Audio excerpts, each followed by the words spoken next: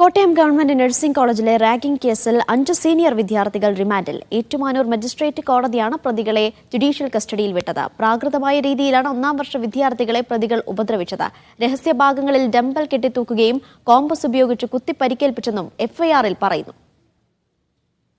പ്രതികളായ സാമുവൽ, ജീവ, റിജിൽജിത്ത്, രാഹുൽ രാജ്, വിവേക് എന്നിവരെയാണ് കോടതി റിമാൻഡ് ചെയ്തത്.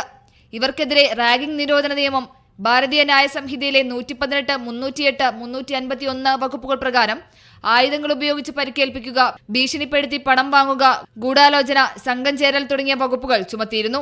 ഇങ്ങനെയായിരുന്നു പീഡനമുറ. ജൂനിയർ വിദ്യാർത്ഥികളെ ഹോസ്റ്റൽ മുറിക്കുള്ളിൽ കട്ടിലിൽ കിടത്തി കൈയും കാലും കെട്ടിയിട്ട് ശരീരത്തിൽ കോമ്പസ് ഉപയോഗിച്ച് തുടർച്ചയായി കുത്തി. സ്വകാര്യ ഭാഗത്ത് ഡംബലുകൾ തൂക്കിയിട്ടു. വേദനിച്ച് കരഞ്ഞവരുടെ വായിൽ ലോഷനും ക്രീമും ഒഴിച്ചു. ദൃശ്യങ്ങൾ ഫോണിൽ പകർത്തി ഭീഷണിപ്പെടുത്തി. ഭയം മൂലം വിദ്യാർത്ഥികൾ വിവരം വീട്ടിൽ അറിയിച്ചില്ല. മദ്യപിക്കാൻ എല്ലാ ആഴ്ചയും ജൂനിയർ വിദ്യാർത്ഥികളിൽ നിന്നും 800 രൂപ വീതം പ്രതികൾ വാങ്ങി. ഇതുപോലെ നമുക്ക് പേടിയായിരുന്നു. അവർ ദിവസം ഭീഷണിയാണ്. ഇപ്പൊ പൈസ എല്ലാ മാസം പിടിച്ചെടുക്കുമെന്ന് പറഞ്ഞു.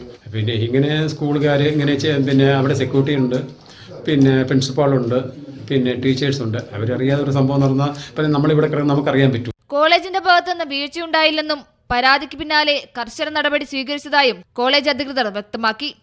ഇന്നലെ തന്നെ കോളേജിൽ നിന്നും ഹോസ്റ്റലിൽ നിന്നും കുട്ടികൾക്ക് അന്വേഷണ വിധേയമായി ഇനി ഉള്ള നടപടി വരുന്നതുവരെയുള്ള സസ്പെൻഷനാണ് കോളേജിൽ നിന്ന് കൊടുത്തത്.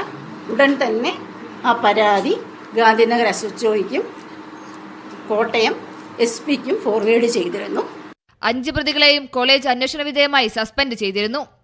മീഡിയ 1 കോട്ടയം.